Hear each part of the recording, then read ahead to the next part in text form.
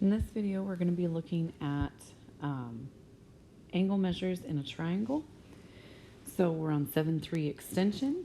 We talked in 7.3 the different classifications of triangles based on angle measures and based on sides, and using that information to figure out what type of triangle. But sometimes you'll be given other information and asked, is it actually a triangle? And if it is, how do you find the missing measure? So to start off with, the sum of angles of a triangle. So sum, remember, is addition. So all angles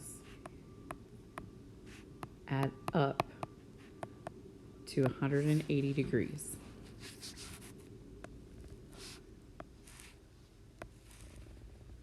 So for instance, if I have 90, 30, and 60, 30 plus 60 plus 90 does in fact equal 180. This does work as a triangle. So the next thing that you'll be asked is, can these angles make a triangle? So I'm not actually going to give you a description, just because these actually are the same exact thing. But what will happen is you won't have a picture necessarily.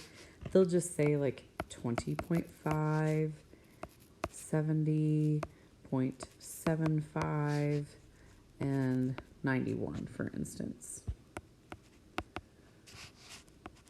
So they'll give you those measures and then they'll ask you, does this make a triangle? So all you gotta do is just add these together. And you don't necessarily have to show your work as far as like true addition here, like I am. But you could go through and actually add it on your calculator. So I get 182.5. So this would be a no. Okay, so just as an example of what's going on there. So the main thing is the add up to 180. So in example 1, find the value of x, then classify the triangle by angles and by sides.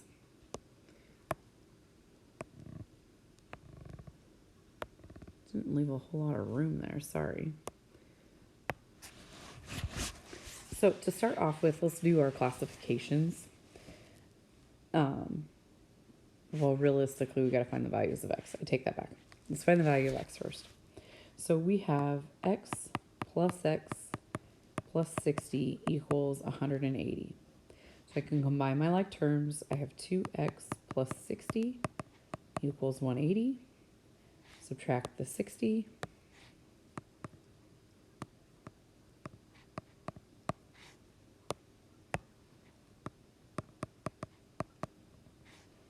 So I get 2x equals 120. Divide by 2. X equals 60. So we found that right away. So I'm going to write those in there. All right, so looking at this, all of the angles are the exact same measure. So going back to 7.3, day 1, these are equal angular. They have equal angles.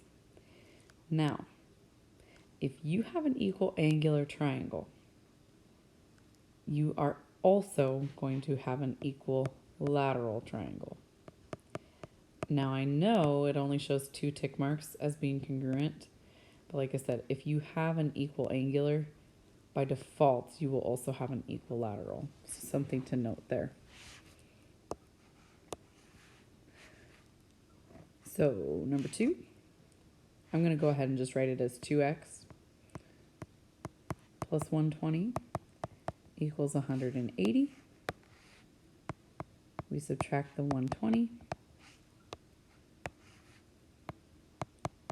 2x equals 60. Divide by 2. x equals 30. Again, I'm going to go ahead and mark those in. So looking at this on my sides, I have 2 tick marks that are the same. So 2 sides are congruent, which means I have isosceles. And I have an obtuse angle. So it's an obtuse triangle.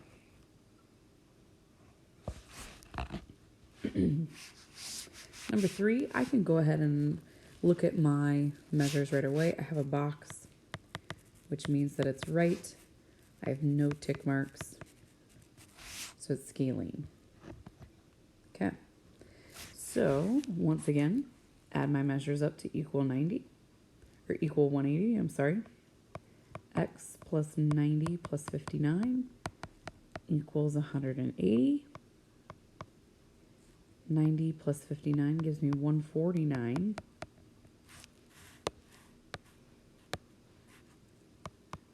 Subtract off the 149.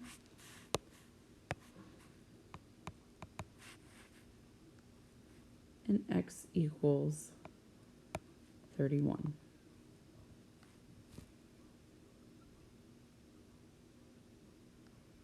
On question 4, I don't necessarily know right now. Based on the picture, I kind of have an idea of what triangle it is. But remember, I told you that pictures are not always drawn to scale. So you do want to actually know what that measure is before going ahead and classifying it. So we've got 79 plus 77 plus x equals 180. I actually like having the x first. I don't know why. That's just a personal preference. So I have x equals 156. X plus 156 equals 180. Subtract off the 156. X equals 24. So if I put that in there, then I know that I have all my 3 angles are acute. And none of my sides are congruent. So it's scaling. So make sure when you're working on the worksheet, you are completing everything that the question is asking you for. So yes, like on these problems, we needed 3 different things. We needed the value of x, we needed the classification by angles, and we needed the classification by sides. So you have a lot of information that you need to make sure that you have. So I would always double check and go back through on the worksheet what the question's asking you for. Did you hit all 3 things? In this case, all 3 things.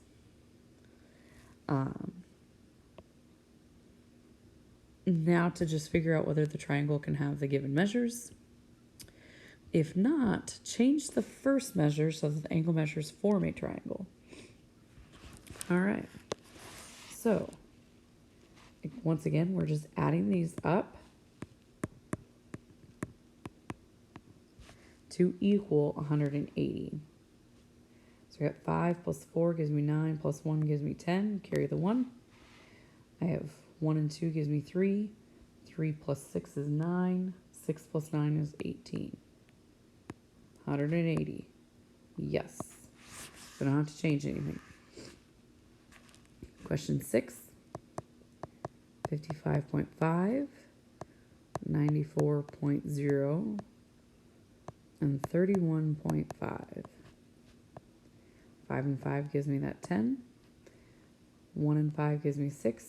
6 plus 4 gives me 10. Plus 1 gives me 11. So I know right now it's not going to work, but we just need to adjust here. 1 plus 5 gives me 6. 6 plus 9 gives me 15. 15 plus 3 gives me 108, or gives me 18, which gives me 180. So from here we need to adjust. I am over by 1. So that means that the first measure here, 55.5, we need to take 1 off of it. So first angle needs to change to 54.5. degrees.